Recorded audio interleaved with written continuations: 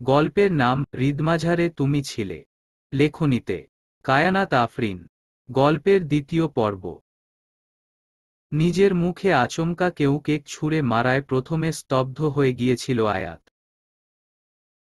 সাদা শার্ট আর মুখের অনেকাংশে এভাবে চকলেট কেক ভরে থাকাতে যেন হতভম্ব হয়ে গিয়েছে। এর থেকেও আরও বেশি অবাক হয়েছে তার মুখ বরাবর দাঁড়িয়ে থাকা মেয়েটার দিকে। মেয়েটার মুখেও অনেকাংশে বার্থডে স্প্রে এর ফেনা দিয়ে মাখানো। তার থেকেও আরও আজব ব্যাপার, মেয়েটা অন্য কেউ নয়, মাইশা। ওদের কাছে এক প্রকার দৌড়ে আসলো সামাদ, পৃথা আর অর্পি। এই সুদর্শন চকলেট ম্যানকে দেখে সবাই যেন কিংকর্তব্যবিমূঢ়। মাইশা এবার কি করবে ভেবে পাচ্ছে না। অদূরেই আনান কাচুমাচু হয়ে এগিয়ে আসছে। মাইশার ইচ্ছে করছে এই আনানকে এখন ড্রেনে চুবিয়ে মারতে, কিন্তু এখন এ পরিস্থিতি নেই। ব্যতিব্যস্ত হয়ে আয়াতের কাছে এগিয়ে বলল, আই এম সরি। আমি ইচ্ছে করে আপনাকে কেক ছুঁড়ে মারিনি। আয়াতের রাগ হচ্ছে এবার, প্রচণ্ড রাগ। এই পাগলাটে মেয়েটার সাথে দেখা হওয়ার পর থেকে প্রতিবারই উল্টা পাল্টা কিছু হচ্ছে। কোনোমতে মুখ মুছে বলল, কেক কি ছুঁড়ে মারার জিনিস নাকি স্টুপিড? দেখ আমার মুখ, শার্ট সবকিছু ক্রিমে ভরে গেল। মাইশা ঠোঁট কামড়ে দাঁড়িয়ে আছে। এই ছেলেটাকে নিয়ে সর্বদা জল্পনা কল্পনা করে, অথচ মুখোমুখি দাঁড়িয়ে মাইশা যেন নিজের স্বাভাবিক জ্ঞান হারিয়ে ফেলেছে। শাওন এবার পার্কিং লটের এক কোণে বেঞ্চে আয়াতকে বসিয়ে দিল। তারপর বলল, ওই ব্যাটা, তোর সাদা শার্টে চকলেটের ছোপ ছোপ দাগ পড়ে গিয়েছে। এই নিয়ে প্রফেসরের কাছে যেতে পারবি। আমি আর যাব কিভাবে? এক কাজ কর, তুই ফাইলগুলো নিয়ে যা। আমি যাব না। কিন্তু কিন্তু কি? স্যারের কাছে কি এমন চকলেট ভূত হয়ে যাব? মাইশা এখনো এক কোণে বোকার মতো শাওন আর আয়াতের কথা শুনছে। নিজেকে এখন পৃথিবীর শ্রেষ্ঠ গর্দব মনে হচ্ছে ওর। শাওন তীক্ষ্ণ চোখে মাইশার দিকে তাকায়। চুটকি বাজিয়ে বলল, হ্যালো মিস। কেক ভুল করে ছুঁড়ে মেরেছেন ভালো কথা, কৃপা করে আমার বন্ধুর মুখটা আপনি নিজেই ক্লিন করলে ভালো হয়। মাইশা কিছু বলতে যাবে তখনই আয়াত চেঁচিয়ে বলল, পাগল হয়েছিস নাকি তুই? এমন জংলি বিড়াল শুধু থাপড়া থাপড়ি আর ছুরাছুরি করেই শান্তি পাবে। তবুও আজ একে আমি ছাড়ছি না। ওর জন্য আমার ইম্পর্টেন্ট কাজ মিস হয়ে গেল। আয়াত তারপর মাইশার উদ্দেশ্যে বলল, হ্যালো মিস মাইশা, দয়া করে এই অধমটার মুখ ক্লিন করে দিবেন প্লিজ। মাইশা অপ্রস্তুত হয়ে বলল, হ্যাঁ হ্যাঁ, করছি। মাইশা আর কোনো কিছু না বলে এগিয়ে গেল আয়াতের কাছে। নিজের হ্যান্ডব্যাগ থেকে টিস্যু বের করে খুব সন্তর্পণে মুছে দিতে থাকল আয়াতের মুখটা। মুখ মোছার ভান করে মাইশা বেশ কয়েকবার পরখ করে নিয়েছে আয়াতের বিরক্তিমাখা মুখ। ঠোঁট দুটো চেপে এমন ভঙ্গিতে বসে আছে যেন কেকতোনা। কাদা লেগে গিয়েছে। এমনভাবে কোনো ছেলের মুখ মুছে দেয়ার অভিজ্ঞতা মাইশার প্রথম। তাই অস্বস্তিও হচ্ছে বটে।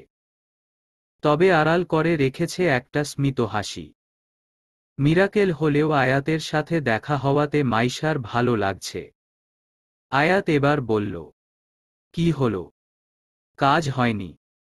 হ্যাঁ হ্যাঁ, এই তো শেষ। এই বলে মাইশা সরে আসলো।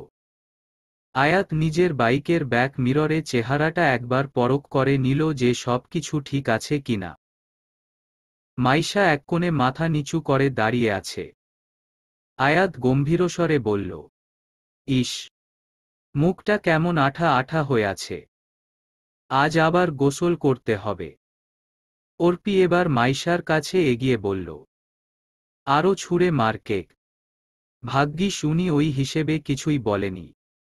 আমারে কিছু বলবি না, সব ওই আনানের জন্য হয়েছে।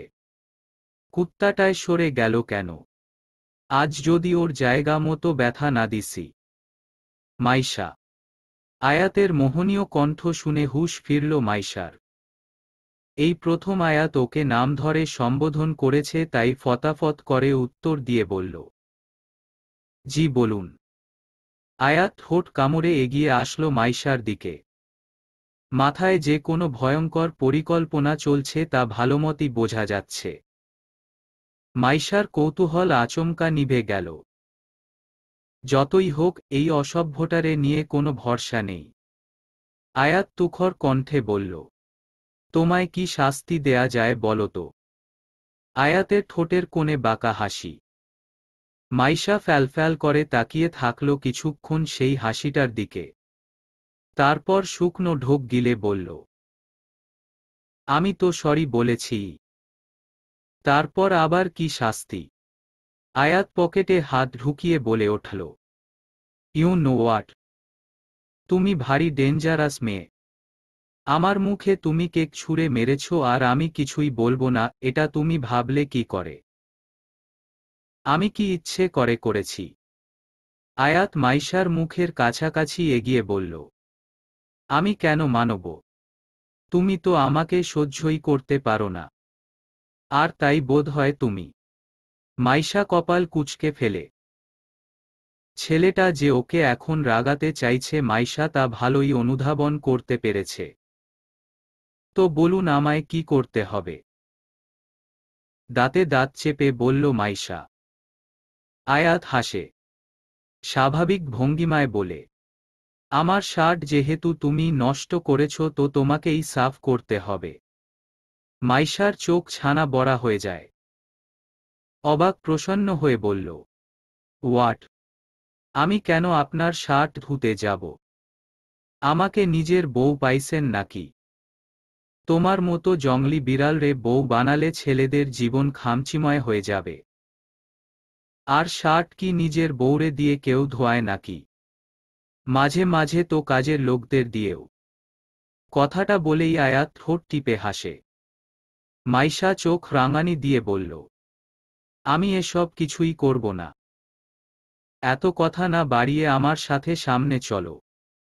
শোরুম থেকে একটা টি শার্ট কিনে নিয়ে পরব। আর এই শার্ট ধোয়ার দায়িত্ব তোমার। জলদি চলো। রাস্তায় এভাবে দাঁড়াতেই নিজেকে জোকার মনে হচ্ছে। মাইশা আর কিছু না বলে মুখ কালো করে ফেলল। আনানের দিকে তাকিয়ে দেখে বদমাইশ ছেলেটা খিলখিল করে হাসছে। মাইশা চোখ রাঙিয়ে বলল, তোরে আমি দেখে নিব। বাইরে বহমান ফুরফুরে হাওয়া। ছাদের কোণায় দাঁড়িয়ে থাকলে বকুলের ঘ্রাণটা তীব্র থেকেও তীব্রতর হয়। এই হাওয়ার তালেও ধুক ধুক করে কাঁপছে মাইশার হৃদয়। কপালের কাছে চিক চিক করছে ঘাম। এই বিকেলে সচরাচর কাপড় ধোয়া হয় না, কেননা রোদের উষ্ণতা এসময় কম থাকে। কিন্তু মাইশাকে এই অসময়ে ধুতে হলো আয়াতের সেই চকলেট কেক মাখানো শার্ট। সাদা শার্ট ধোয়া এত সহজ সাধ্য নয়। তার ওপর চকলেটের ছোপ ছোপ দাগ ছিল। তাই মাইশা অত্যন্ত সন্তর্পণের সাথে নিজের হাতে শার্ট ধুয়েছে। ওয়াশিং মেশিনে দেয়ার মতো দুঃসাহসিক কাজ করল না। কিন্তু মাইশা এই ভেবে ভয় পাচ্ছে যে কোনোক্রমে আম্মুজান দেখে ফেললে তখন কি হবে। নিজের মেয়েকে একটা ছেলের শার্ট ধুতে দেখলে কোনো সাধারণ পরিবারই যে তা সাধারণ চোখে দেখবে না, এটাই স্বাভাবিক। তাই এই পরন্ত বিকেলে গুটি গুটি পায়ে ছাদে শার্ট মেলতে এলো মাইশা। শার্টটি গরম পানি দিয়ে ভালো মতো ধুলেও আয়াতের গায়ের তীব্র বডি স্প্রে এর ঘ্রাণটা মাইশার নাকে ভেসে আসছে। বিকেলের আমেজে আকাশ কমলা রং ধারণ করেছে। পশ্চিম আকাশ বেশ সুন্দর লাগছে। মাইশা একটা লম্বা শ্বাস নিয়ে যেই না নিচে নামতে যাবে তখনই সিঁড়ির সামনে আম্মুকে দেখে থমকে যায়। ভয়ে বুকটা দুরুদুরু করছে। কথায় আছে না, চোরের মন পুলিশ পুলিশ। এখন মাইশা ঠিক তেমনই মনে হচ্ছে। আমতা আমতা করে বলল, আম্মু তো তুমি। তুই আবার কবে থেকে তোতলাতে শুরু করলি? আম্মুর কড়া কণ্ঠ শুনে কয়েকবার শুকনো ঢোক গিলে ফেলল মাইশা। হাতের মধ্যে এখনো বালতিটা আছে। শারমিন বেগম মাইশার হাতে বালতি আর পেছনে সাদা শার্ট মেলা অবস্থায় দেখে কপাল কুঁচকে ফেলেন। উনার জানা মতে না এই শার্ট মাইশার বাবার আছে আর না ছেলে নুহাশের আছে। তাই প্রখর কণ্ঠে তিনি বললেন, জীবনে তো আমারে একটা গামছাও ধুয়ে দিলি না। এই অসময়ে এটা কার শার্ট ধুয়ে মেলে দিচ্ছিস তুই? এমন শার্ট জীবনেও তোর বাবা পরেন না, আর নুহাশেরও এমন কোনো শার্ট নেই। তাহলে কার শার্ট এটা? মাইশার বুকের ধুকধুকানিটা ক্রমশ যেন বেড়েই চলল। বাকরুদ্ধ হয়ে নিজের মাথা থেকে উত্তর খোঁজার চেষ্টা করছে। শারমিন বেগম এখনো উত্তরের অপেক্ষায় মেয়ের মুখের পানে তাকিয়ে আছেন। কি হলো? বলছিস না কেন? কার শার্ট এটা? মাইশা বুঝে ফেলল এখন বেশিক্ষণ চুপ থাকলে আম্মুজান সন্দেহ করবে। এই ঠান্ডা আমেজেও তরতর করে ঘামার অবস্থা হয়েছে মাইশা। নিজের ঠোঁট জোড়া হালকা জিভ দিয়ে ভিজিয়ে আচমকা বলে ফেলল, আমার শার্ট এটা। শারমিন বেগমের চোখ যেন এবার কোটর থেকে বেরিয়ে পড়বে। যেন এরকম কোনো উত্তর শোনার জন্য মোটেও প্রস্তুত ছিলেন না তিনি। অন্য সময় নিজের বোকামি উত্তর শুনে মাইশা হয়তো হাসতে হাসতে গড়াগড়ি খেত, কিন্তু এখন আর সেই পরিস্থিতি নেই। মনের গহীনে ভয়টা যেন শিরা উপশিরায় অবাধে বিচরণ করছে। শারমিন বেগম কটাক্ষ কণ্ঠে বললেন, আমারে কি তোর তারছিরা মনে হয়? আমার পেট থেকে তুই বের হয়েছিস, আমি তোর পেট থেকে বের হইনি যে তুই যেটা বলবি আমি ওইটাই বুঝব। দেখেই বোঝা যাচ্ছে এটা ছেলেদের শার্ট। মাইশার গলা যেন শুকিয়ে এবার কাঠ হয়ে যাচ্ছে। যেভাবেই হোক এই পরিস্থিতিটা সামলাতে হবে, না হলে এই মহিলা ওরে বাথরুমের ব্রাশ দিয়ে মারতেও দুবার ভাববে না। তাই ছোট ছোট চোখ করে শারমিন বেগমকে বলল, এখন কি আর ছেলে মেয়েদের শার্ট বলতে কিছু আছে? সবাই সেম রকমের শার্ট পরে। আর এটা আমি আজই কিনেছি তাই ধুয়ে মেলে দিলাম। মাইশার উত্তর শুনে শারমিন বেগম প্রসন্ন হলেন। হয়তো একটু হলেও মাইশার কথাটা বিশ্বাস করার চেষ্টা আছেন। অতঃপর অগোচরে স্বস্তির নিঃশ্বাস ফেলল মাইশা। শারমিন বেগম পুনরায় পেছনে ভেজা শার্টটির দিকে চোখ বুলিয়ে নিলেন। হঠাৎ কিছু একটা আন্দাজ করে চোখ কুঁচকে ফেললেন তিনি। অবাকের ভঙ্গিমায় বললেন, ওমা, এত বড় শার্ট কিনেছিস কেন? এর মধ্যে তোর মতো দুজন অনায়াসে ঢুকে যেতে পারব। এটা কি তোর শরীরে লাগবো নাকি? মুখটা আবারও মলিন করে ফেলল মাইশা। এবার শারমিন বেগমের প্রতি প্রচুর পরিমাণে বিরক্ত হচ্ছে। হয়তো মা জাতটাই এমন। প্রত্যেকটি বিষয়ে খুঁটিয়ে খুঁটিয়ে দেখার চেষ্টা করেন তারা। মাইশা কাচুমাচু হয়ে বলল, ল লাগবে। তাছাড়া এই শার্টটা পরে তো আর বাইরে যাচ্ছি না। জাস্ট রাতে পরে ঘুমাবো। দেখেই বোঝা যাচ্ছে কত দামি শার্ট। আর তুই এটা রাতে পরে ঘুমানোর জন্য কিনেছিস? তোর বাবার টাকা গাছে হয় না যে ছিঁড়বি আর ব্যয় করবি। আবার এমন ফাউল খরচ করতে দেখলে গালের নিচে দিব একটা। শারমিন বেগম হাত উঠাতে গেলেই সাথে সাথে মাইশা গালে হাত দিয়ে দেয়। চোখ ছোট ভঙ্গিমায় আম্মুজানের দিকে তাকিয়ে আছে। শারমিন বেগম তুখর গলায় বললেন, মনে থাকে যেন। এই বলে সিঁড়ি ভেঙ্গে নিচে নেমে গেলেন তিনি। মাইশা এবার একটা প্রসন্নের শ্বাস ত্যাগ করল।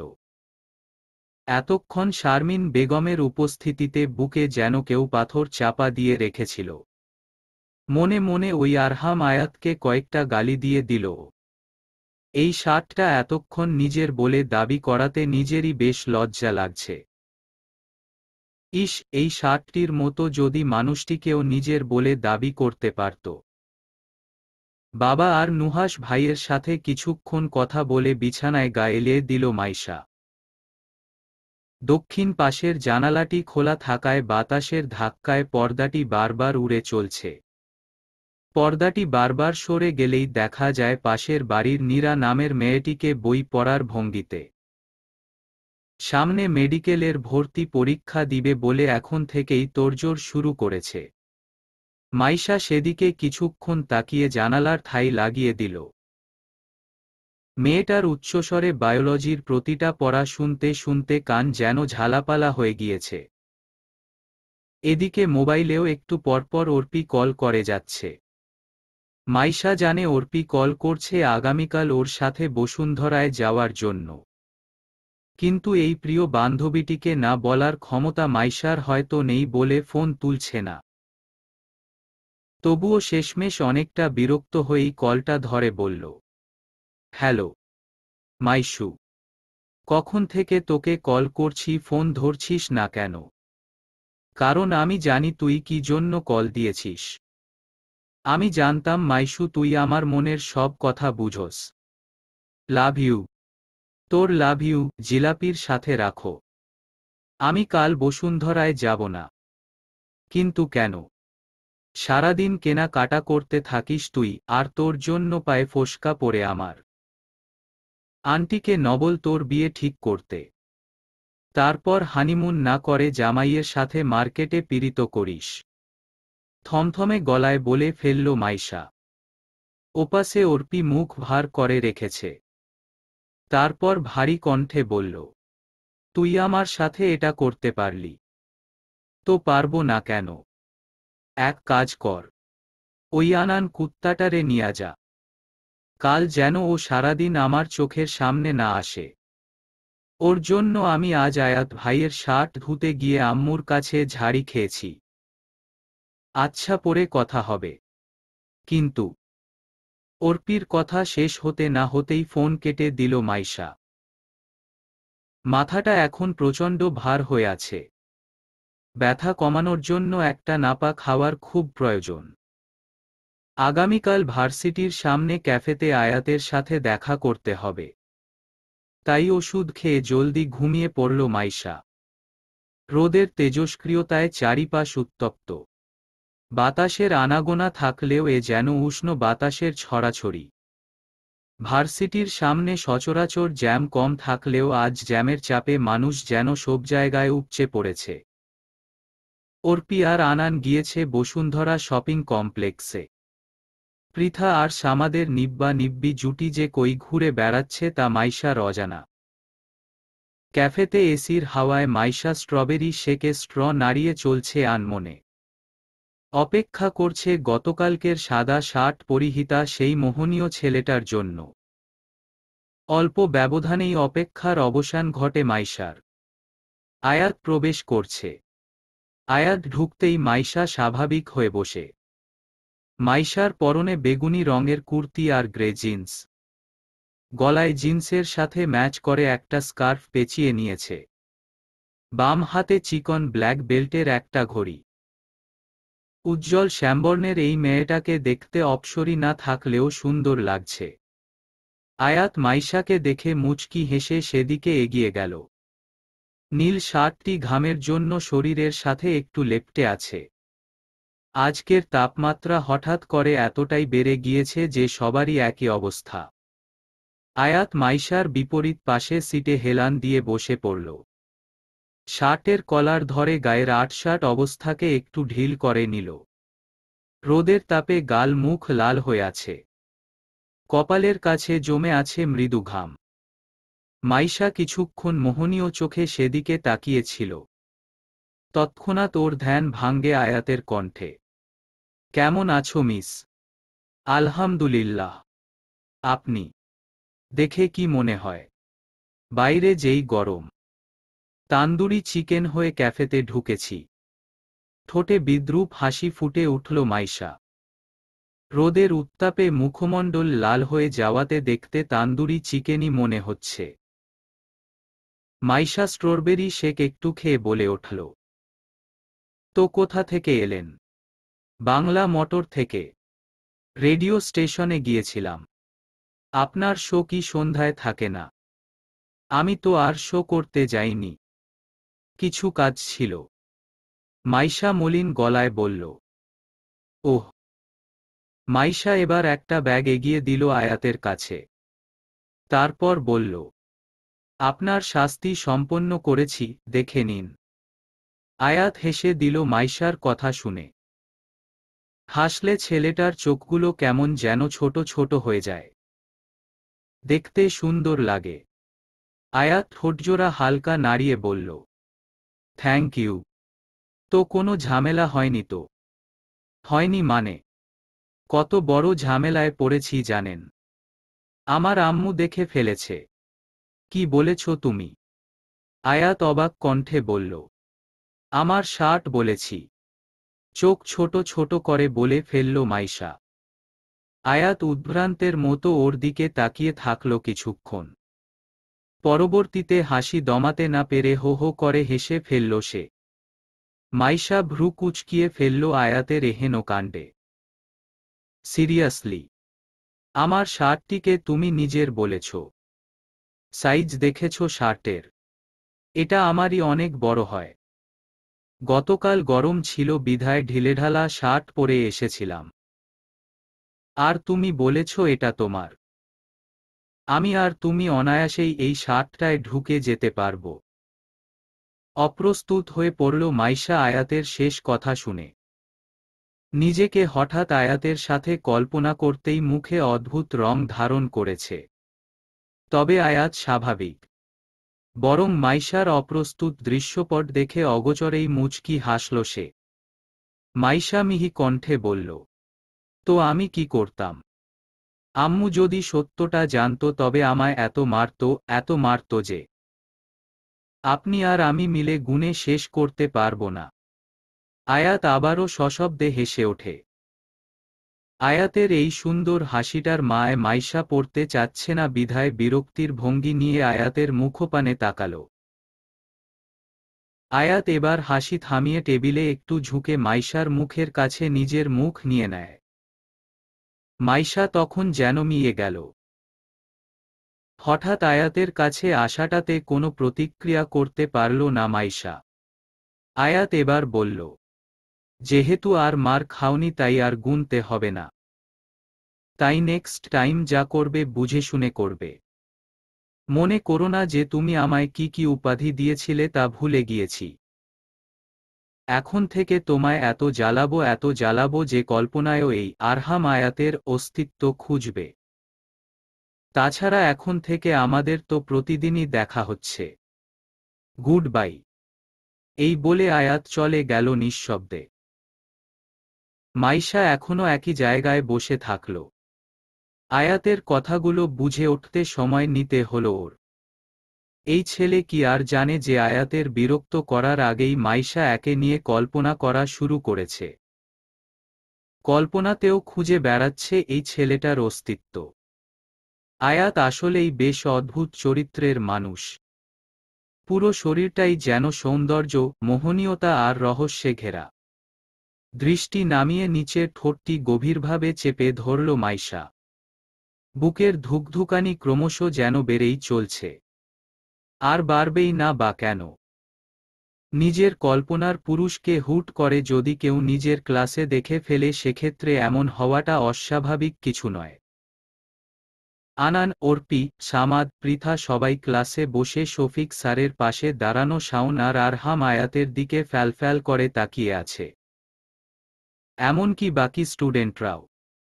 এমন নজরকাড়া একজন ছেলেকে হুট করে ক্লাসরুমে দেখে তোলপাড় শুরু হবে এটাও স্বাভাবিক। যদি সে পাবলিক ফিগার হয় তবে তো আর কথাই নেই। শফিক স্যার একটু কাশি দিলেন। তারপর সবার উদ্দেশ্যে বললেন, এটেনশন প্লিজ। আজ জরুরি কিছু কথা নিয়ে আপনাদের সামনে হাজির হয়েছি স্টুডেন্টস। আমার সাথে যেই দুইজন দাঁড়িয়ে আছে তাদেরকে আপনারা চিনেন? সবাই জোর গলায় উত্তর দিল, হ্যাঁ। শফিক স্যার বললেন, তবুও অনেকে না চিনে থাকলে ওদের পরিচয় দিয়ে দেই। আরহাম আয়াত এবং শাওন চৌধুরী। দুজনেই জাহাঙ্গীরনগর বিশ্ববিদ্যালয়ে ইংরেজি বিভাগে পড়াশোনা করছে। কিছুদিন পরই মাস্টার্সের এক্সাম দিবে। তবে আরহাম আয়াতের আরও একটি পরিচয় আছে। গত বছর অল অ্যাবাউট ট্রাভেল নামের লন্ডনের বিখ্যাত ম্যাগাজিনে ও ট্রাভেল সম্পর্কিত ভিডিও নিয়ে তথ্য প্রকাশ করা হয়েছে। সেই সুবাদে এখন ঢাকার বিখ্যাত রেডিও প্রতিষ্ঠানে আরজে হিসেবে কর্মরত।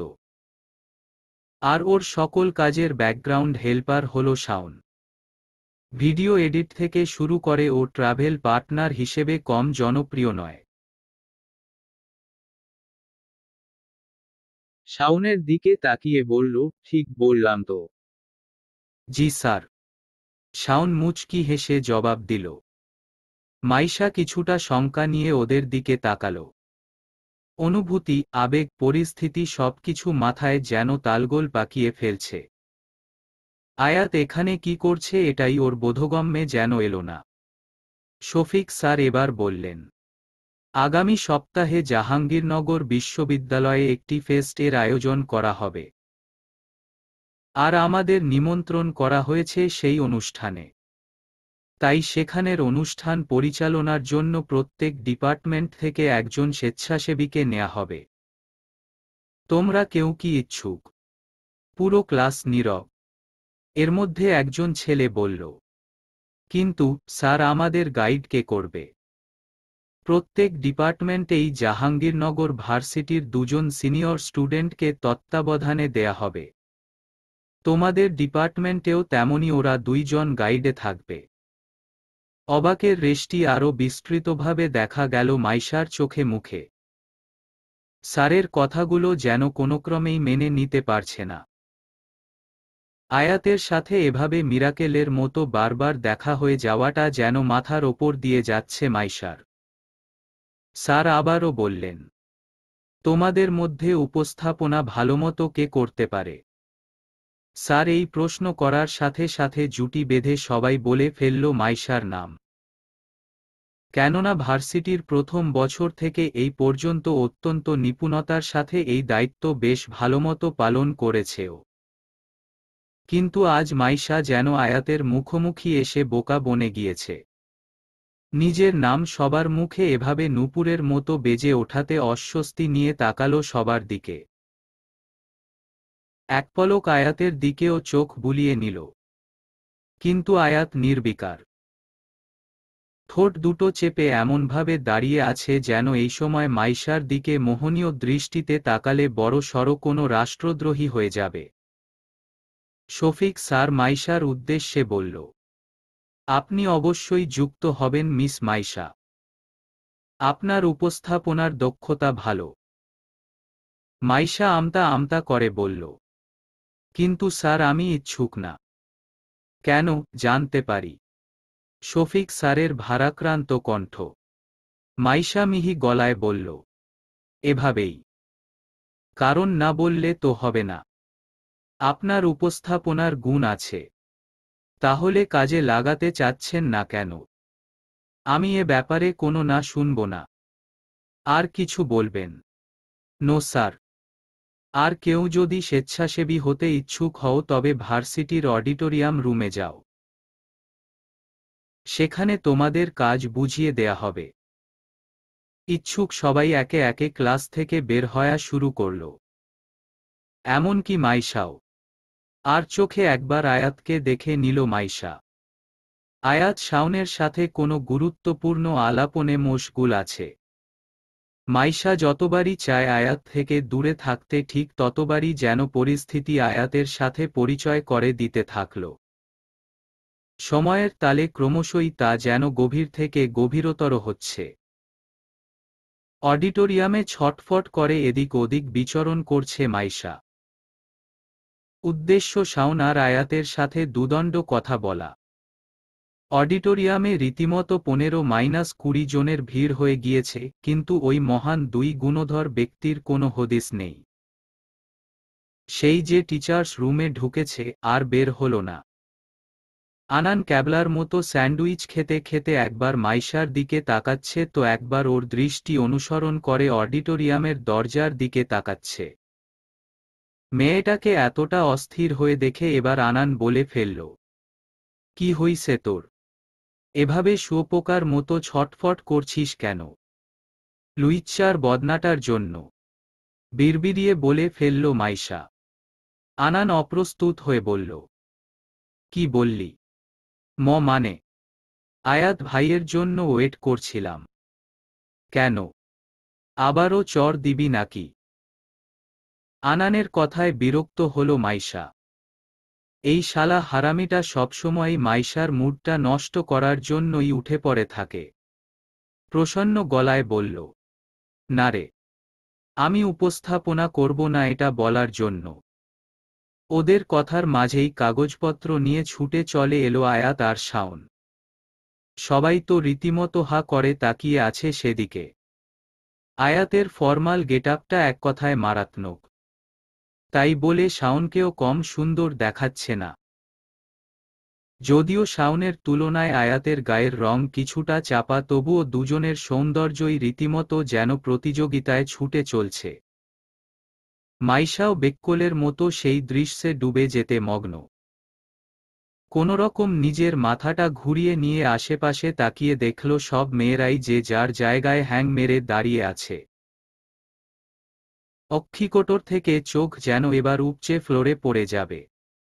আনান বিড়বিড়িয়ে বলে উঠল, খালা মায়াগুলার চোখ তো একটু পর পইরা যাইব এমনে পেতনির মতো তাকিয়ে থাকলে। পরে এগুলি সব মর্গে গিয়ে বিক্রি করতে হইব। আয়াত অডিটোরিয়ামের মাঝখানে চেয়ারে পায়ের ওপর পা তুলে বসল।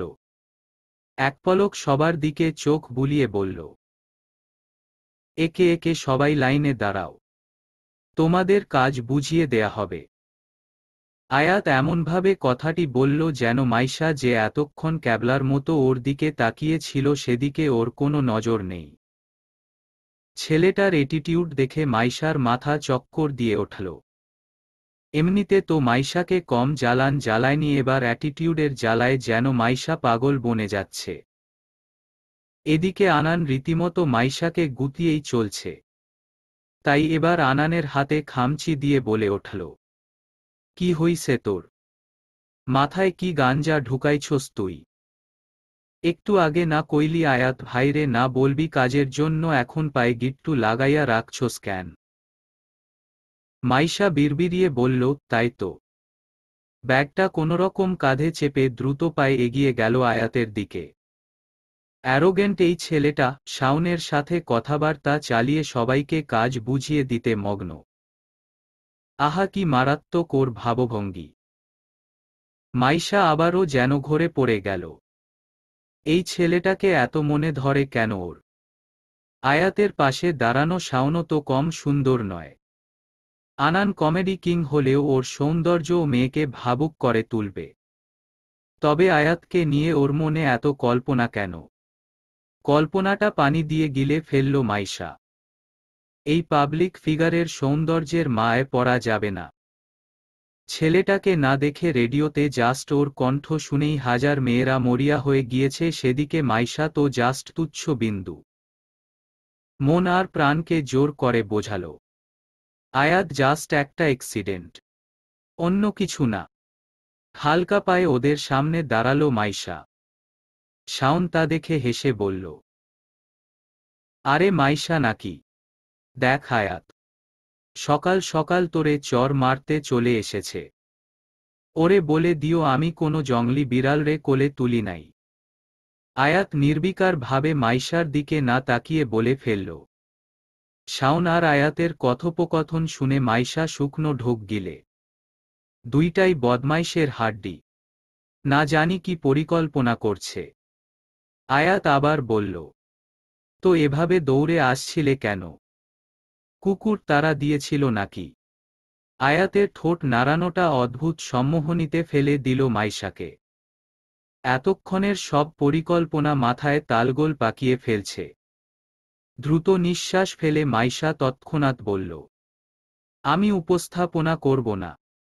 আয়াতের মুখ লাল হয়ে উঠে মাইশার কথা শুনে। এই মেয়েটার এসব হুটহাট অদ্ভুত কাজগুলো ওকে বিরক্তির চরম শীর্ষে পৌঁছে দেয়। ইশারায় অডিটোরিয়াম সবাইকে খালি করতে বলল। আগামীকাল সেম টাইমে সবাই এখানে হাজির হবে প্লিজ। আজ আর নয়। শাওনের একথা শোনামাত্র শাওন সহ সবাই এক এক করে অডিটোরিয়াম ছেড়ে চলে যায়। এখন এখানে শুধু মাইশা আর আয়াত। মাইশা চোখ মুখ খিচে আয়াতের লাল হওয়া মুখপানের দিকে তাকিয়ে আছে। কিন্তু আয়াত এভাবে রেগে গেল কেন এ কথায়? মাইশা ভেবে কুল কিনারা পেল না। উপস্থাপনা কেন করবে না জানতে পারি কি?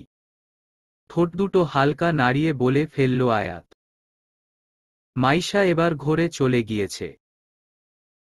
আয়াতের লাল হয়ে যাওয়া গাল, নাক, হালকা ভেজা ঠোঁটজোড়া, বাতাসের তালে ওরা কোমল চুলগুলো ওকে মোহে ফেলে দিচ্ছে। মোহনীয়তার ঘোরে অবশেষে বলে ফেলল, আপনার গালের জন্য। আগে থাপ্পড় দিতে মন চাইতো, এখন খালি চুমু দিতে মন চায়। বলেই মুখ চেপে ধরল মাইশা। হায় আল্লাহ! ঘোরে কি বলে ফেলল এটা? আয়াত ফ্যালফ্যাল করে মাইশার চোখে মুখে তাকিয়ে আছে। হয়তো এতটা হতভম্ব জীবনে কখনো হয়নি আয়াত। অবাক প্রসন্ন গলায় বলে উঠল, কি বললে? আপনার গালের জন্য। আগে থাপ্পড় দিতে মন চাইতো, এখন খালি চুমু দিতে মন চায়। বলেই মুখ চেপে ধরল মাইশা। হায় আল্লাহ! ঘোরে কি বলে ফেলল এটা? আয়াত ফ্যালফ্যাল করে মাইশার চোখে মুখে তাকিয়ে আছে। হয়তো এতটা হতভম্ব জীবনে কখনো হয়নি আয়াত। অবাক প্রসন্ন গলায় বলে উঠল, কি বললে? পরিবেশটা মাইশার কাছে ভয়ঙ্কর রকমের বিভ্রান্তিকর। মন মস্তিষ্ক কাজ করা যেন অস্বাভাবিকভাবে বন্ধ হয়ে গিয়েছে। নিজেকে ধিক্কার জানালো মাইশা। ঘোরে এই কথাটা না বললে কি হতো না? আয়াত আবারও মাথাটা হালকা বাঁকিয়ে বলল, তুমি কি চুমু টাইপ সামথিং কিছু বললে? লজ্জার সাগরে ক্রমশই তলিয়ে গেল মাইশা। সব দিক দিয়ে আয়াত নামক অনুভূতির বেড়াজাল যেন ওকে গ্রাস করে ফেলেছে। আয়াতের এখনো সেই হতভম্ব চাহনি। যেন মাইশার গালে চুমু দেওয়ার মতো সারাজাগানো কথাগুলো কোনোক্রমেই বিশ্বাস করতে পারছে না। মাইশা কোনোক্রমে আমতা আমতা করে বলল, আমি উপস্থাপনা করব না ব্যাস। এইটাই বলো। আর আমি কি না কি শুনলাম? বিড়বিড়িয়ে চুমু দিতে মন চায় আমার গালে। Like seriously. শেষের কথাগুলো আয়াত বিড়বিড়িয়ে বলল বিধায় মাইশা শুনতে পারল না ভালোমতো। তাই মিহি কণ্ঠে বলল, কিছু বললেন? না, কিছু না। তবে তোমাকে এই অনুষ্ঠানের উপস্থাপনা করতে হবে। কোনো এক্সকিউজ আমি শুনব না। মাইশার মুখের কাছে এগিয়ে, এমনকি আমি রিলেটেড এক্সকিউজও না। বুঝেছ? হুট করে আয়াতের এভাবে এগিয়ে আসাতে মাইশা দু কদম পিছিয়ে এলো। আয়াতের এভাবে হুটহাট কাছে আসাতে ওর মনে হয় যে বুকে বোধহয় ক্রমাগত কেউ হাতুড়ি পিটাচ্ছে। আয়াতের নির্বিকার দৃষ্টি এখনো মাইশার দিকে। আয়াত আবার বলল, আজ কোনো কাজ করবে না? এই টাইমেই আবার অডিটোরিয়ামে এসে পড়ো। এখন যেতে পারো। আয়াত বলামাত্রই মাইশা ব্যাগ নিয়ে হনহনিয়ে বেরিয়ে গেল অডিটোরিয়াম থেকে। আকাশটা আজ মেঘলা। ক্যাম্পাসের সকল প্রান্তেই কিছু মানুষ জুটি বেঁধে আড্ডা দিচ্ছে। বেশিরভাগের মধ্যেই আলোচনা হলো জাহাঙ্গীরনগর বিশ্ববিদ্যালয়ের সেই বিশাল ইভেন্ট নিয়ে। অনুষ্ঠানটি যে বেশ বড় রকমের হবে এ নিয়ে কোনো ত্রুটি নেই। শোনা গিয়েছে অনেক নামিদামি ব্যক্তিবর্গরা থাকবে সেখানে প্রধান অতিথি হিসেবে। তা না হলে কি জাহাঙ্গীরনগর বিশ্ববিদ্যালয়ের সিনিয়র স্টুডেন্টসরা অন্য ভার্সিটির জুনিয়র স্টুডেন্টসদের গাইড করত? দীর্ঘশ্বাস ফেলে মাইশা। প্রকৃতি অদ্ভুত নিয়মেই ওর সাথে খেলা করে যাচ্ছে। একটু আগে নিজের বোকানিমূলক কথাগুলো মনে করে মিনমিনিয়ে হাসছেও বটে। এতটা খামখেয়ালি হলে কি চলে? আজ তো মুখ ফসকে চুমুর কথা বলে দিয়েছিল। আল্লাহই জানে সামনে কি না কি করে বসবে। মাইশু। মেয়েলি কণ্ঠ শুনে ধ্যান ভাঙল ওর। অর্পি কৃষ্ণচূড়া গাছটির নিচে দাঁড়িয়ে আছে। চুলগুলো একপাশে তুলি দিয়ে আটকানো। ফর্সা মুখে চিকন ফ্রেমের হাই পাওয়ারের চশমা। এতেই মেয়েকে কোনো অপ্সরী থেকে কম মনে হচ্ছে না। মাইশা স্বাভাবিক ভঙ্গিমায় সেপানে এগিয়ে গেল অর্পির দিকে। অর্পি এবার বলে ওঠে, জানু, তুই কত্ত লাকি। আরহাম আয়াতের আন্ডারে তুই কাজ করবি। আবার উনার সাথে আছে চকলেট বয় শাওন চৌধুরী। দুইটার রূপই যেন মুক্তার মতো ঝরে পড়তেছে। আগে জানলে আমিও উপস্থাপনা করতাম। তবে তো আর এই সুযোগ মিস করতে পারতাম না। কি সুযোগ? ভ্যাবাচ্যাকা খেয়ে বলল মাইশা। এই চার্মিং বয় দুইটার সাথে ফ্লার্টিং করার সুযোগ। তুই অডিটোরিয়াম থেকে সুস্থ হয়ে আসলি কিভাবে? এমনিতেও সেই রাতে এদের ট্রেনে দেখে বর্ষর হার্টব্রেক করছিলাম, এবার তো অজ্ঞান হয়ে মরেই যেতাম। মাঝে মাঝে অর্পির খাপোছাড়া কথাগুলো শুনলে মাইশার মন চায় এই মেয়েটাকে ইচ্ছেমতো ড্রেনের পানিতে চুবাতে। কিন্তু অডিটোরিয়ামের কথাগুলো মনে পড়তেই কেমন যেন ওকে আর চুবাতে ইচ্ছে হলো না মাইশার। একটা মেয়ে কি হাসি দিয়ে বলল, ফুচকা খাবি? তো এটা কি আর বলতে হয়? তো চল তাহলে। মেঘাচ্ছন্ন আকাশের সমান্তালে উড়ে চলছে মোহময় হাওয়া। ক্ষণে ক্ষণে নাম না জানা ফুলের অপূর্ব ঘ্রাণ। কানের কাছে সুরের মতো একটু পর পর ধেয়ে আসলো রিকশার নিজস্ব টুংটাং শব্দ। রাস্তার ওপাশে ঝালমুড়ি আর আখের শরবতের টং বসেছে। আর এপারে বসেছে ফুচকার স্টল। জনমানবের বাহার নেই বললেই চলে। এমন সময় নিজের প্রিয় মানুষের সাথে রোডসাইড খাবারের আলাদাই এক আনন্দ আছে। সেই আনন্দের সাথে অর্পিকে নিয়ে উপভোগ করছে মাইশা। তাও আবার ফুচকা খেয়ে। বলা বাহুল্য, ঝালের প্রতি মাইশার বড্ড অনীহা। খাবারে ঝালের পরিমাণ একটু বেশি হলেই এই মেয়ের তৎক্ষণাৎ অজ্ঞান হয়ে যাবার মতো সম্ভাবনা আছে। তাই ফুচকাতে কম ঝাল দিয়ে খাচ্ছে বলে অর্পির কষ্টের কোনো সীমা নেই। হতাশ কণ্ঠে বলল, দোস্ত, তুই কবে ঝাল খাওয়া শিখবি রে? ঝাল ছাড়া ফুচকাতে কি কোনো স্বাদ আছে? কেমন যেন পানসে পানসে লাগে। তোর ঝাল পছন্দ, তাহলে তুইই খা। আমি এসব খেতে পারবো না রে বাবা। আচ্ছা, আমার থেকে এক পিস নে না। ট্রাই করে দেখ। মোটেও না, প্লিজ, জাস্ট একবার। অর্পির আকুতিভরা কণ্ঠ। এই মেয়ে কিছু পারুক আর না পারুক, ইমোশনাল ব্ল্যাকমেইল ভালোমতোই করতে পারে। আর এই আকুতি মাইশার পক্ষে কখনোই ফেরানো সম্ভব নয়। পরিশেষে অর্পির কথায় ওর প্লেট থেকে এক পিস নিয়েই নিল ও। ফুচকার ওপর লাল মরিচের গুঁড়োগুলো অনিমেষ ভঙ্গিতে যেন মাইশার দিকে তাকিয়ে আছে। শুকনো ঢোক গিলল মাইশা। অর্পিকে মিহি গলায় বলল, দোস্ত আমি পারুম না রে। এইটা খেয়ে যদি অজ্ঞান হয়ে যাই, নুহাস ভাই আমার গাল ফাটিয়ে দেবে। একটা খাইলে কিছুই হবে না। আর তোর ভাইরে আমি দেখুম নে। চেহারা তো সালমান শাহের মতো, অথচ রাগী। নাকের ডগায় নিয়া ঘুরে। চোখ ছোট ছোট করে ফেলল মাইশা। বন্ধুমহলে নুহাসের রাগ নিয়ে কম কথা শুনতে হয়নি। একবার অর্পি নুহাসকে প্রপোজ করেছিল বলে নুহাস অর্পির গাল ফাটিয়ে দেয় চর দিয়ে। সাথে আনানেরও।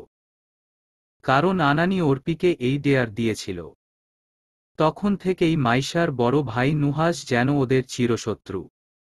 কিন্তু নিজের ভাইয়ের নামে খারাপ কথা শুনলে কারি না খারাপ লাগে। মাইশাও এর ব্যতিক্রম কিছু নয়। ঠোঁট উল্টে তাই বলে ফেলল, আচ্ছা খাচ্ছি তো। কিন্তু ভাইরে কিছু বলিস না। এইবার আইসো লাইনে জানু। নাও, টুপ করে খেয়ে নেও।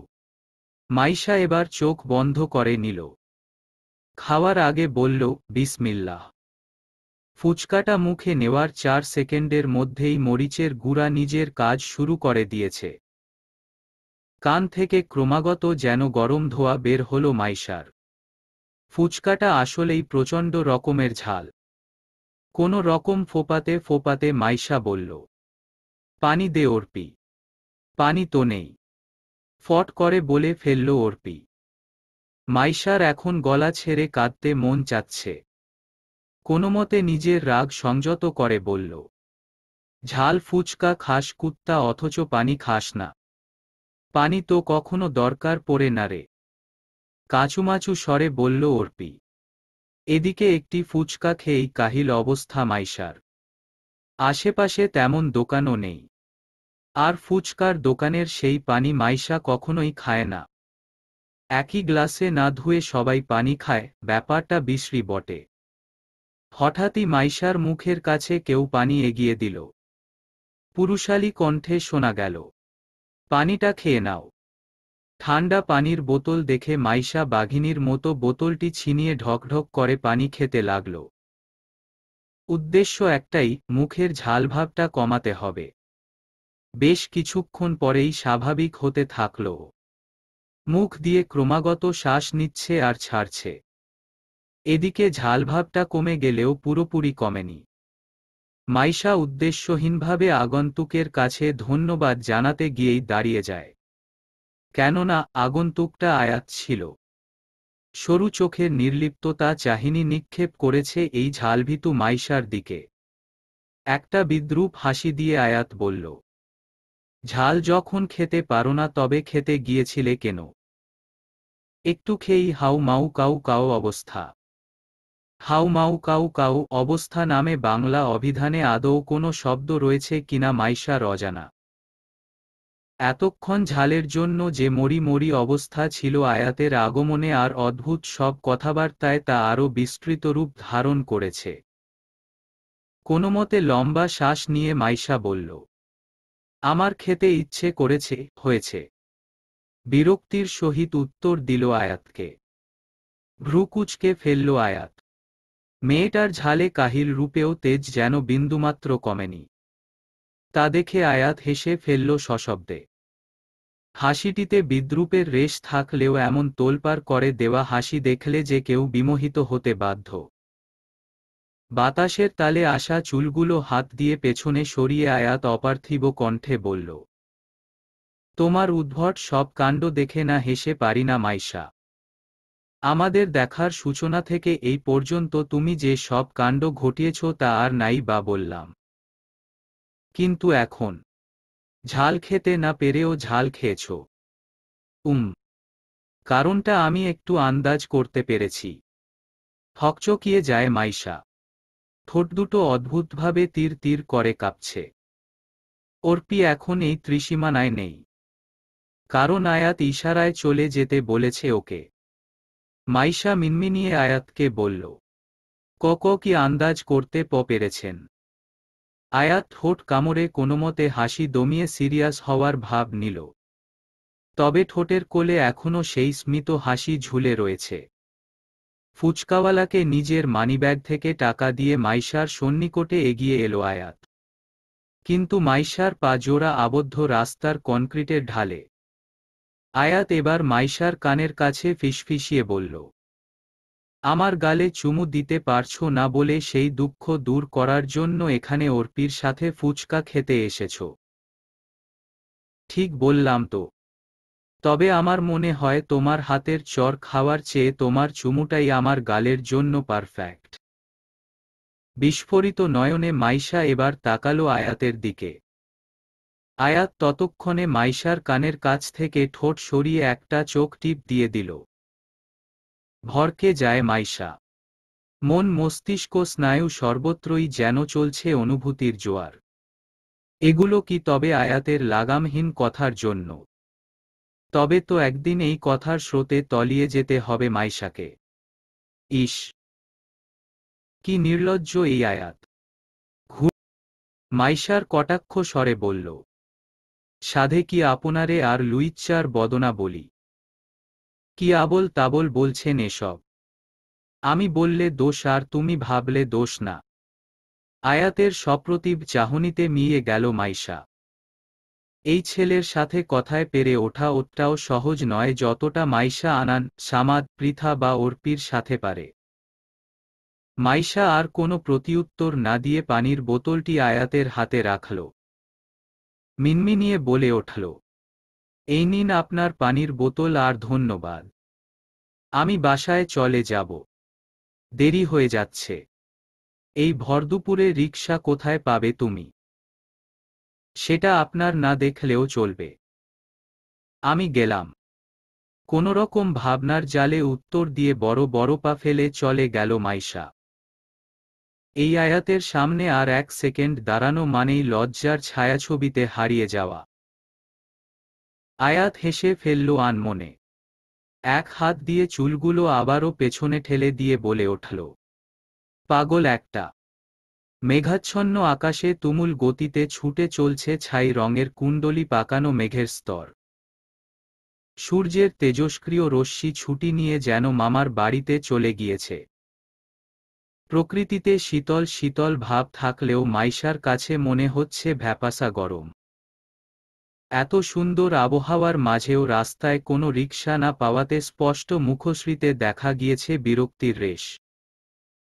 ভরদুপুরে রিকশা না পাওয়ার মতো বিরক্তির জিনিস যে অন্য কিছু হতে পারে না সেটা হয়তো সামান্য কিছু মানুষই অনুভব করতে পারে। অবশেষে উপায়ান্তর না পেয়ে হাঁটাই শুরু করল মেয়েটা। পায়ে সাদা স্নিকার্স পরার কারণে হাঁটতে তেমন অসুবিধে না হলেও কতক্ষণই বা এভাবে হাঁটা যায়। রাস্তার ধারের দেবদারু গাছগুলো অনন্য সুন্দর লাগছে, কিন্তু মাইশা সেদিকে ভ্রুক্ষেপ না করে বার কয়েক রাস্তায় চোখ বুলিয়ে নিল। না, রিকশার কোনো অস্তিত্ব নেই। এখন একটাই উপায় আছে, মেইন রোডে গিয়ে বাস ধরতে হবে, নয়তো নুহাশ ভাইয়ের অফিস থেকে গাড়ি নিয়ে যেতে হবে। কিন্তু বাসের ভিড় ভাট্টা ধাক্কাধাক্কি বরাবরই এড়িয়ে দিতে চায় মাইশা। কেননা বাসের ভিড়ে ভদ্র মানুষরূপী কিছু জঘন্য কাপুরুষ থাকে যারা চলন্ত বাসেও কোনো নারীর শরীর স্পর্শের সুযোগ ছাড়ে না। তাই মাইশা সিদ্ধান্ত নিল যে নুহাশ ভাইয়ের অফিসে যাওয়াটাই বোধহয় ভালো হবে। নুহাশের অফিসে যাওয়ার জন্য উদ্যত হতেই আচমকা পা জোড়া থেমে গেল মাইশা নাম উচ্চারণকৃত কারো পুরুষালী কণ্ঠ শুনে। ঘাড় বাঁকিয়ে পেছনে তাকালো মাইশা। রাস্তার কোণে বাইকে আয়াতকে বসা অবস্থায় দেখতে পেয়ে একটু অবাক হয়ে যায়। মনে মনে একটি জিনিসই তালগোল পাকাচ্ছে, এই ছেলে কি কোনোভাবে ওকে অনুসরণ করছে না তো? চেহারা দেখে তো মাইশার অমন মনে হয় না। তবে এর চমৎকার পার্সোনালিটির প্রেমে পড়ে হাজারো মেয়ে যে উনার পিছু নিয়েছে, এই নিয়ে মাইশার মনে অন্তর্দ্বন্দ্বের যেন কমতি নেই। এতক্ষণে বাইক থামিয়ে মাইশার দিকে মনোনিবেশ করেছে আয়াত। এই ঠান্ডা পরিবেশেও মেয়েটার কপালে ঘামের কণা আছে। চুলগুলো কাটা দিয়ে আটকানো থাকলেও অবাধ্য চুলগুলো কপালের দুপাশে সুন্দরভাবে গুছিয়ে নিয়েছে মাইশা। আয়াত চাপা গলায় বলল, রিকশা পাওনি এখনো? না। মাইশার স্বাভাবিক কণ্ঠ। আয়াত মাইশার দিক থেকে নজর সরিয়ে বাইক স্টার্ট করল পুনরায়। নির্লিপ্ততা কণ্ঠে বলে উঠল, ভরদুপুরে এখানে একা না থাকাটাই ভালো। আশেপাশে মানুষজন কম। আমি তো ভেবেছিলাম তুমি রিকশা নিয়ে এতক্ষণে চলে গিয়েছ। কিন্তু আমারই বোঝা উচিত ছিল যে এই অসময়ে এই রাস্তায় রিকশা পাওয়া টাফ ব্যাপার। আমার বাইকে উঠো, আমি পৌঁছে দিচ্ছি তোমাকে। আয়াতের একসাথে এতগুলো বলা কথা মাইশা যেন কোনোক্রমেই হজম করতে পারল না। নীরবে নিভৃতে তাই একই স্থানে ঠাই হয়ে দাঁড়িয়ে থাকল।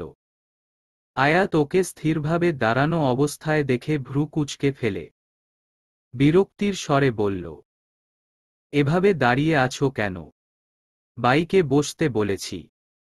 বিয়ের পিঁড়িতে বসতে বলিনি যে শ্বশুরবাড়ি নিয়ে যাব। ডাফার কোথাকার, জলদি উঠো, আমার কাজ আছে। আয়াতের তিক্ত কথাগুলো মাইশা কোনোক্রমে হজম করে বাইকে উঠে বসল। এক মুহূর্ত বলতে ইচ্ছে করেছিল যে আপনার কাজ থাকলে আমায় বাসায় দিয়ে আসতে বলল কে? কিন্তু মাইশা কিছুই বল না। এখন বাড়িতে যাওয়াটাই মুখ্য বিষয়। আয়াত আবার বলল, যদি বাইক থেকে ফটাস করে পড়ে যাওয়ার ইচ্ছে না থাকে তবে আমায় কাঁধ ধরো। আর খবরদার, ঘেঁষাঘেঁষি করবে না। এক্কেবারে বাইক থেকে ফেলে দিব কিন্তু। আমার তো আর কাজ নাই যে আপনার সাথে ঘেঁষাঘেঁষি করতে যাব। যত্তসব। আমার গালে চুমু দেয়ার মতো ভয়ঙ্কর পরিকল্পনা করে থাকলে এটাও তোমার কাছে বড় কিছু না। মিয়ে গেল মাইশা। এই ছেলে যে সবসময় এই কথা বলে ওকে জ্বালিয়ে মারবে সেটা বুঝতে যেন আর দেরি হলো না মাইশার। মুখ ফুলিয়ে তাই আয়াতের কাঁধ আলতোভাবে ধরল। ফুরফুরে বাতাসটা এখন দমকা বাতাসে রূপ নিয়েছে। সেই বাতাসের আনাগোনায় সাবধানে বাইক ছুটিয়ে চলল আয়াত উত্তরার ২ নং সেক্টরের উদ্দেশ্যে। এতক্ষণের মেঘাচ্ছন্ন আকাশটি হয়তো এটাই বলছিল যে বৃষ্টি হবে। তুমুল ধারায় একঝাঁক জল গড়িয়ে পড়বে মেঘ চিরে। সেই জলের অবাধ্য ধারায় ভিজে চলবে একদল বৃষ্টিপ্রাণসী। মাইশার চুলের মিষ্টি সুবাসটি ভেসে আসছে আয়াতের নাকে। বাইকের ব্যাক মিরর দিয়ে এক পলক অবলোকন করে নিল মাইশাকে। মেয়েটা মুখ ভার করে বসে আছে। একচিলতে পাগলাটে হাসি ফুটল আয়াতের ওষ্ঠদয়ে। মেয়েটার মুখ ভার অবস্থাটা সাহিত্যের পাতার রমণীদের মতো সুন্দর। কিছুক্ষণ পার হওয়ার পর দুজনেই বেশ ভালোমতো বুঝতে পারল ভালো ঝড়ো হাওয়া বইছে। বৃষ্টির পূর্ব মুহূর্ত পর্যন্ত এটি হয়তো থামবে না। আয়াত মাথাটা হালকা পেছনে ঘুরিয়ে মাইশাকে বলল, চোখ বন্ধ করে রাখো মাইশা। ধুলো ঢুকবে। ঠিক আছে। প্রতিউত্তরে মাইশার স্বাভাবিক কণ্ঠস্বর থাকলেও ঝড়ো হাওয়ার ন্যায় এলোমেলোভাবে ছুটে চলছে ওর উদাসীন মন। ভেজা জবজবে শরীর নিয়েই আয়াত আর মাইশা এসে পড়ল উত্তরায়। এখনো তুমুল গতিতে বৃষ্টি চলছে।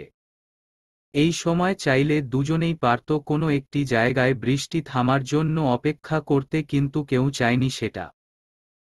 আয়াত হয়তো বৃষ্টি উপভোগের তাড়নায়, আর মাইশা যতটা সম্ভব আয়াতের সাথে কম সময় কাটানোর ভাবনায়। মাইশার অবাধ্য মন এমনিতেও আয়াত নামের প্রতি দুর্বল, তাই ও চায় না এই দুর্বলতার সীমাটি অতিক্রম করতে। মাইশা মিহি কণ্ঠে বলল, এখানে থামিয়ে দিন। মাইশার ভেজা কণ্ঠ শুনে ব্রেক কষল আয়াত। মাইশা ততক্ষণে বাইক থেকে নেমে গিয়েছে। ভিজে দুজনেরই জুবুথবু অবস্থা। আয়াতের আজকাল বিরক্ত লাগে এমনভাবে আবহাওয়া পরিবর্তনে। আয়াত সংকীর্ণ কণ্ঠে বলল, এখানে থামতে বললে কেন? এই গলিতেই আমার বাসা। তাই এখন আমি যেতে পারব। গতবারও তোমার বাসার সামনে গাড়ি থামাওনি। কিন্তু কেন? ভয় হয় যে আমি হুট করে এসে পড়ব কিনা। ব্যাপারটি তা না। তবে আপনি একজন ছেলে। বাড়ির সামনে একজন ছেলের বাইক থেকে নামতে দেখলে লোকে অন্য কিছু ভাববে। আর আর কি? দম নিল মাইশা। আয়াতের চোখে চোখ রেখে বলল, আর আমি চাই না যে আপনাকে আমার সাথে এভাবে দেখে মানুষ অন্য কিছু বলুক। আমার পরিবারের সম্মান আমি নষ্ট করতে চাইব না, আর আপনার এতদিনের গড়া ইমেজেও আঙুল তুলতে দেব না। আয়াত কিছু না বলে আলতো হাসল শুধু। বৃষ্টির পানিগুলো ওর চুল থেকে চুয়ে চুয়ে মুখশ্রীতে ছড়িয়ে পড়ছে। মাইশা এক পলক ওর মুখে চোখ বুলিয়ে চলে যাওয়ার জন্য উদ্যত হতেই আয়াত বলল, আমার সম্মানের জন্য তোমার চিন্তা কেন জানতে পারি কি? মাইশা এবার চুপ। ওর জানা পুরো মনমস্তিষ্কে এর উত্তর খুঁজে পেল না। বাইক থেকে নেমে আয়াত সপ্রতিভ চাহনি নিয়ে এগিয়ে এলো মাইশার দিকে। পানির স্পর্শে ঠোঁটদ্বয় মারাত্মক লাগছে আয়াতের। আয়াত ঠোঁটজোড়া হালকা নাড়িয়ে বলে উঠল, আমার প্রতি তোমার দুর্বলতাটির কি নাম তুমি বলতে পারবে? বলতে পারবে বারবার আমায় আর চোখে দেখার কারণ? তোমার বন্ধুদের কথায় বোঝা যায় চরম আত্মমর্যাদা সম্পন্ন মেয়ে তুমি। তবে আমায় দেখলে এসব কাজকর্ম করো কেন? এর উত্তর জানো? লোকে তো বলে প্রেম নাকি মানুষের স্বাভাবিক বুদ্ধিকে কল্পনাপ্রবণ করে তোলে। তবে কি আমার প্রতি প্রেম অনুভূতি তোমার কানের কাছে নূপুরের ন্যায় কি বেজে ওঠে যে হৃদমাঝারে তুমি ছিলে? বৃষ্টির অবাধ্য ধারায় এক অন্য আয়াতকে দেখতে পেল মাইশা।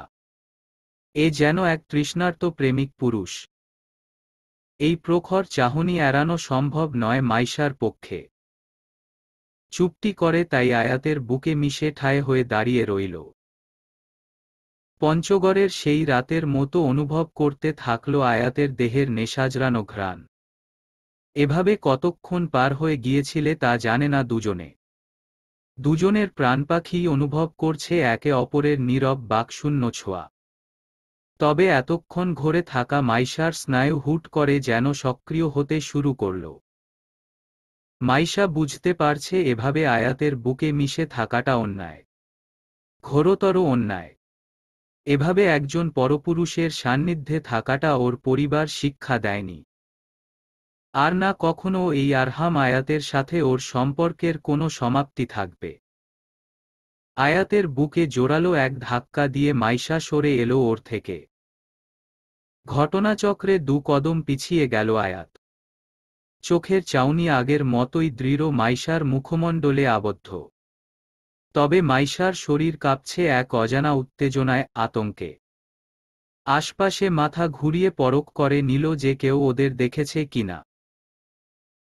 তবে ভাগ্যের সঙ্গক্রমে এই বৃষ্টিস্নাত পথে কোনো মানবকে দেখা গেল না। মাইশা নিজের কাঁপা কাঁপা ঠোঁট নাড়িয়ে আয়াতকে বলল,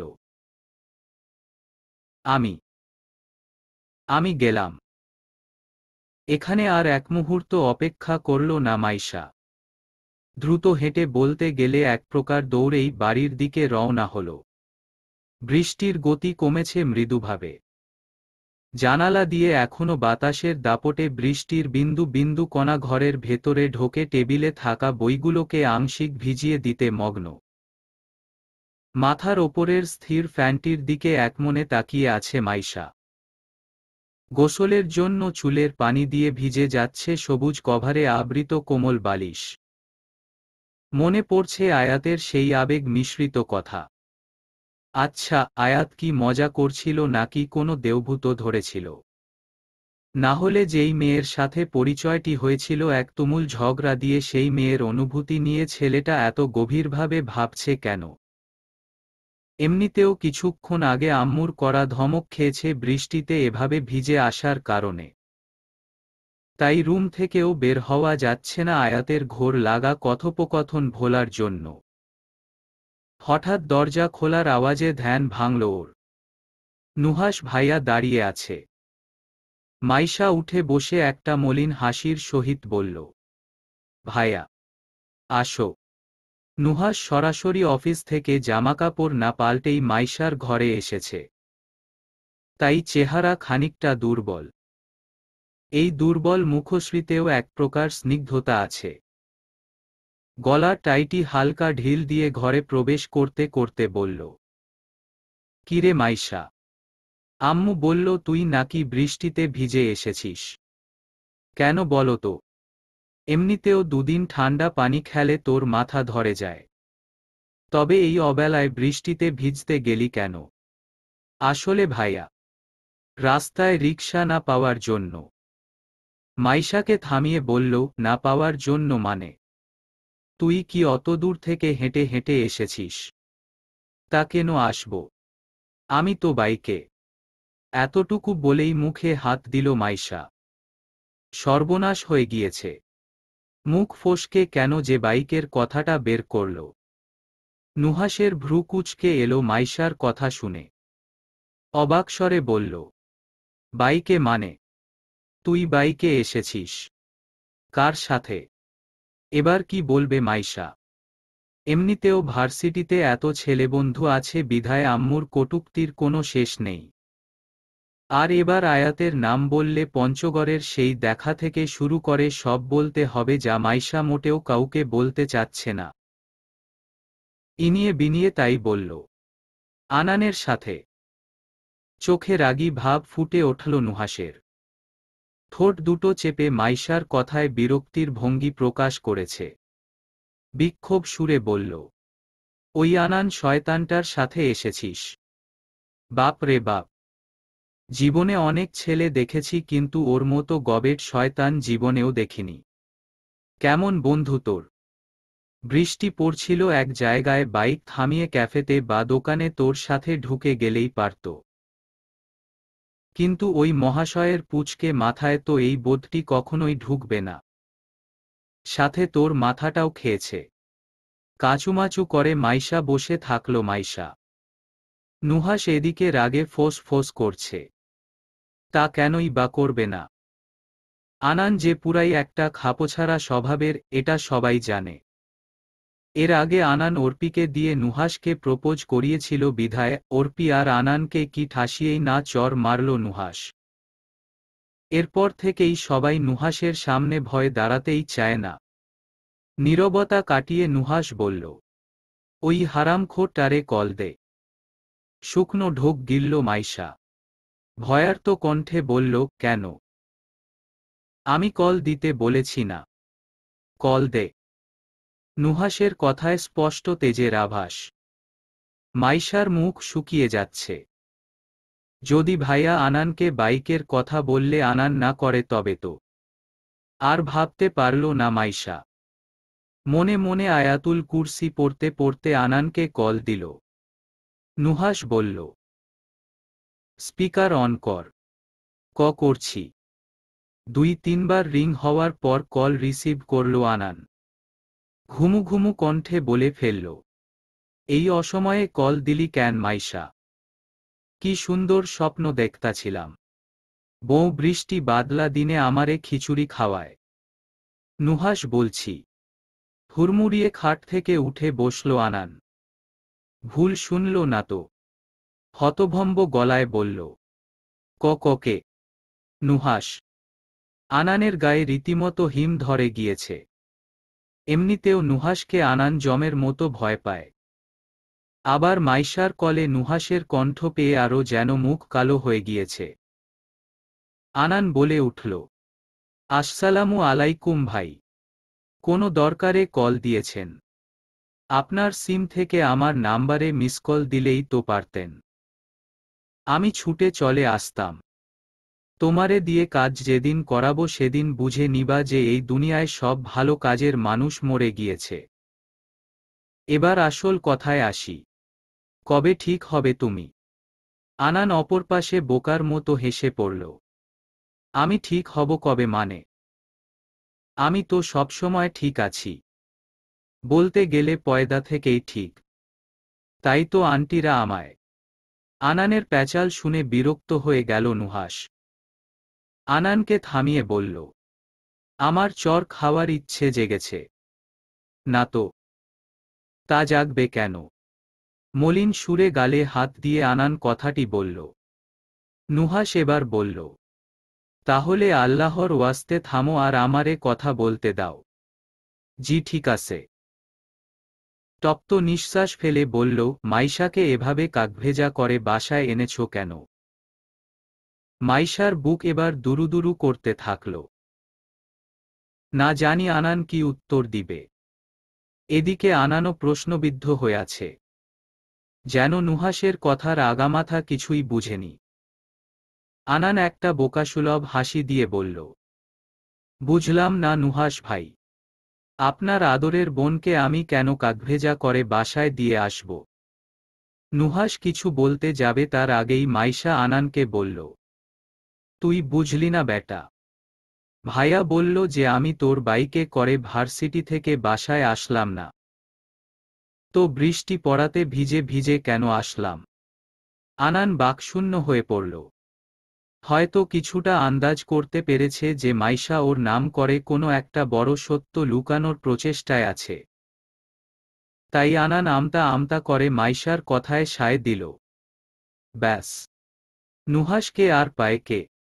এক প্রকার হুঙ্কার দিয়ে বলল, আজ যদি তোমার জন্য আমার বোনের জ্বর আসে একেবারে খবর করে দিব কিন্তু। শয়তান ছোকরা পারো তো শুধু বড় বড় শয়তানি করতে। নেক্সট টাইম যদি। নুহাশকে বলতে না দিয়ে আনান তড়িঘড়ি করে বলে ফেলল, নেক্সট টাইম এমন হবে না ভাই। আপনার বোনরে তুলুতুলু করে রাখব। আমার ভবিষ্যৎ বউয়ের কসম। কথাটা মনে থাকে যেন। নুহাশ আনানকে 2-4টে ধমক দিয়ে খাটে রাখল মোবাইলটা। কলটা এখনো কাটেনি। হালকা ঠোঁট কাঁপিয়ে মাইশাকে বলল, নে কথা বল তোর শয়তান দোস্তের সাথে। আমি গেলাম, এই বলে গটগটিয়ে রুম থেকে প্রস্থান করল নুহাশ। মাইশাও সাথে সাথে যেন এক স্বস্তির নিঃশ্বাস ছাড়ে।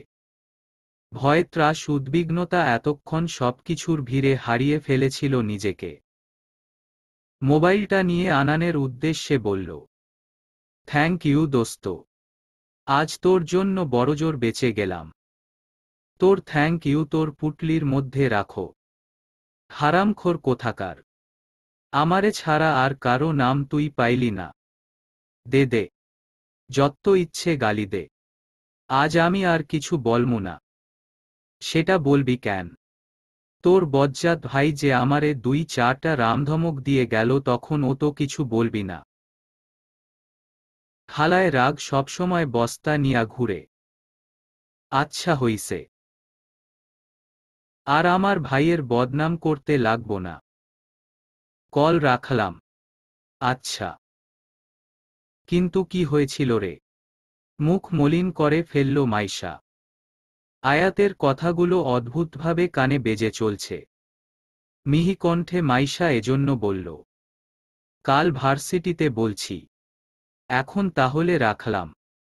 ওকে, আল্লাহ হাফেজ। আল্লাহ হাফেজ।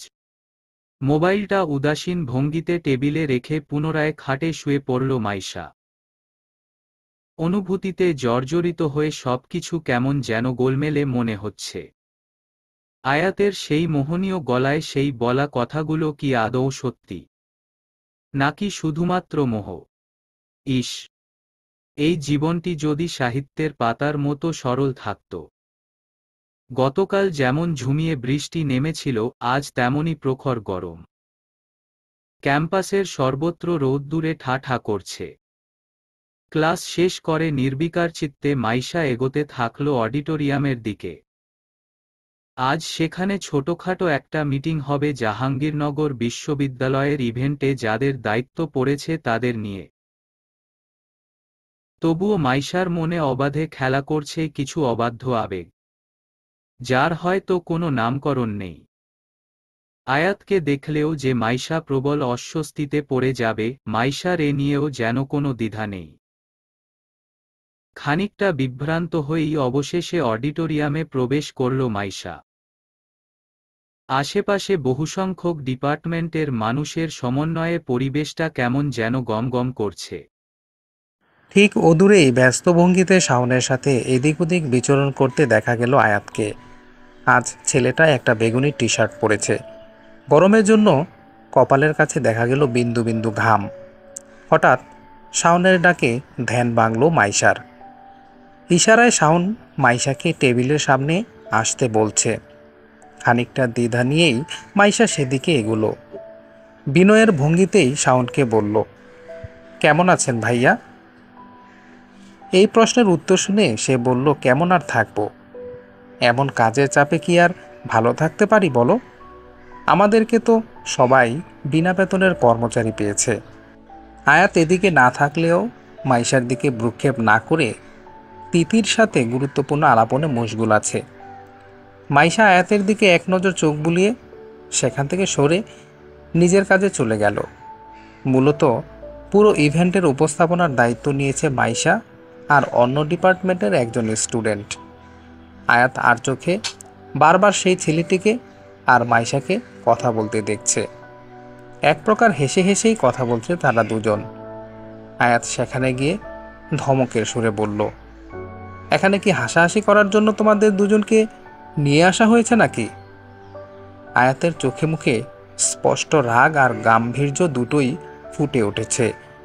আয়াত ছেলেটার উদ্দেশ্যে বলতে লাগলো, শাওনের কাছে যাও তো, কিছু কাজ আছে সেখানে।